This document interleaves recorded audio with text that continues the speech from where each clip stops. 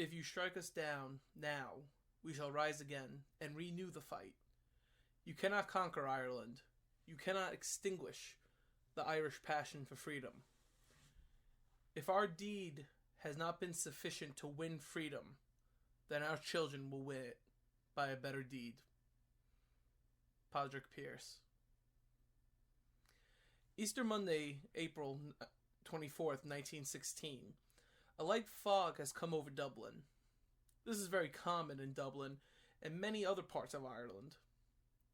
But the dew has become somewhat of a cover as young men and women run the streets between buildings in the early morning. Confusion has struck the Irish volunteers and Irish citizen army soldiers when they read the morning paper and it reads that, in quote, drills have been cancelled and all volunteers are to stand down. However, Pearse sends dispatches to Connolly and orders members saying the rising is on, and to have all troops begin to move towards their objectives. The rebels' plan is to seize primary positions all over the city, including Dublin Castle, the administrative control of Dublin, and the place where primary ordnance between London and Dublin would go out, and possibly even capture the Secretary of Ireland, or the Minister of Ireland. The General Post Office in the centre of Dublin, which rests at the heart of Dublin on Sackville Street, now called O'Connell Street, and many other positions including entries into the city.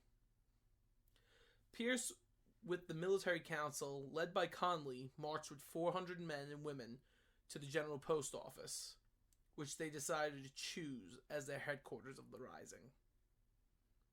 With a simple nod from Pearse, Connolly and the soldiers stormed the post office, arresting the Royal Irish constables and forcing all people in the post office out and seizing the building as their headquarters. At Dublin Castle, Sean Connolly, no relation to James Connolly, had shot an RIC officer, Royal Irish Constabulary, which then prompted a shootout between the rebels and British garrison at Dublin Castle, forcing them to withdraw into Dublin City Hall. Above the General Post Office, or GPO, the soldiers raised two flags, the first being the Irish tricolour, and then a green flag bearing the words Irish Republic upon it. The British responded by sending lancers in to try to stabilize the situation, but the Irish inside the GPO opened fire on the British, routing them quickly. The British government then ordered a curfew and then sent an order out for any British soldiers on leave in Dublin to report to duty immediately to help suppress the rising. Back at the GPO, Pearse, with the now provisional government, stood outside the post office in Dublin. Poblach na hÉireann, the provisional government of the Irish Republic, to the people of Ireland. Irishmen and women and Irish women, in the name of God and of the dead generations from which she receives her old tradition of nationhood, Ireland, through us, summons her children to the flag and strikes for her freedom. Having organized and trained her manhood through her secret revolutionary organization, the Irish Republican Brotherhood, and through her open military organization, the Irish Volunteers and the Irish Citizen Army, having patiently perfected her discipline, having resolutely waited for the right moment to reveal itself, she now seizes the moment and, supported by her exiled children in America and by our gallant allies in Europe, but relying in the first on her own strength, she strikes in full confidence of victory. We declare the right of the people of Ireland to ownership of Ireland and to the unfettered control of Irish destinies, to be sovereign and indefeasible. The long usurpation of that right by a foreign people and government has not extinguished the right, nor can it be extinguished except by the destruction of the Irish people. In every generation, the Irish people have asserted their right to national freedom and sovereignty. 6 times during the past 300 years, they have asserted it in arms, standing on the fundamental right, and gain assertion it in arms in the face of the world. We hereby proclaim the Irish Republic as a sovereign independent state, and we pledge our lives and the lives of our comrades in arms to the cause of its freedom, of its welfare, and of its exaltation among the nations. The Irish Republic is entitled to and hereby claim the allegiance of every Irishman and Irishwoman. The Republic guarantees religious and civil liberty, equal rights, and equal opportunities to all citizens, and declares its resolve to pursue the happiness and prosperity of the whole nation and of all its parts, cherishing all the children of the nation, equally and oblivious of the differences carefully fostered by an alien government, which have divided a minority from the majority in the past. Until our arms have brought the opportune moment for the establishment of a permanent national government, representatives of the whole people of Ireland and elected by the suffrages of all her men and women, the provisional government hereby constitutes will administer the civil and military affairs of the Republic in trust for the people.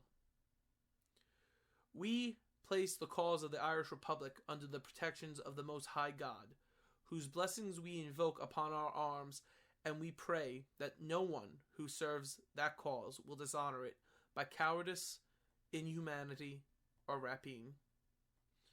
In the supreme hour, the Irish people, the Irish nation must, by its valor and discipline, and by the readiness of its children to sacrifice themselves for the common good, prove itself worthy of the august destiny to which it is called.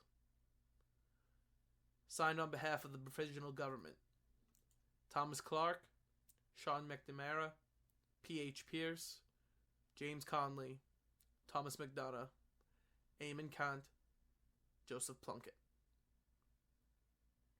They now officially declared an Irish Republic. Across the city, the small pockets had seized the ground and were currently holding. But British General William Lowe was on his way to the city, along with troops, raising the British forces in the city to 16,000 British soldiers. The rebels then began to hear rumors that German troops have arrived and people across the country are rising up against the British. For the next week, the British would send wave after wave into the city, seizing the breweries and distilleries on the Liffey River to observe the post office, as well as a gunship. The Irish in City Hall would be cut off and many captured. Meanwhile, at the positions, the rebels were being pushed back as the British brought in heavy machine guns and the rebels' greatest fear, artillery.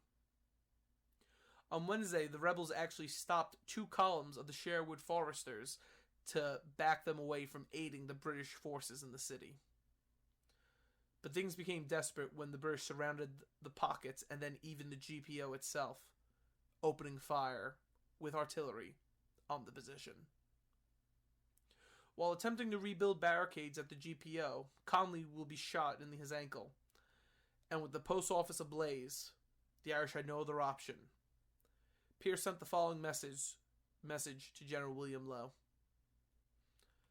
In order to prevent the further slaughter of Dublin citizens, and in hope of saving the lives of our followers now surrounded and hopelessly outnumbered, the members of the provisional government present at headquarters have agreed to an unconditional surrender, and the commandants of the various districts in the city and county will order their commands to lay down arms.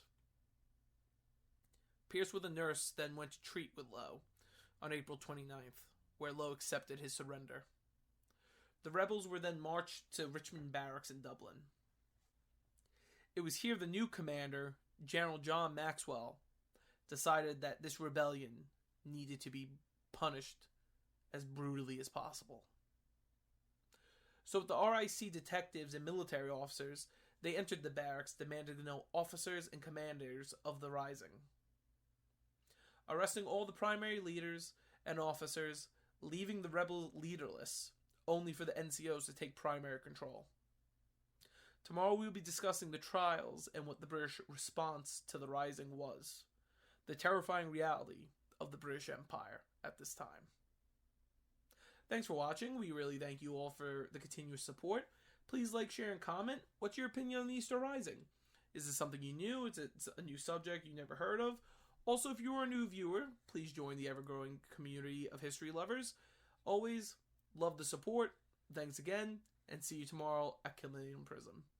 See you there.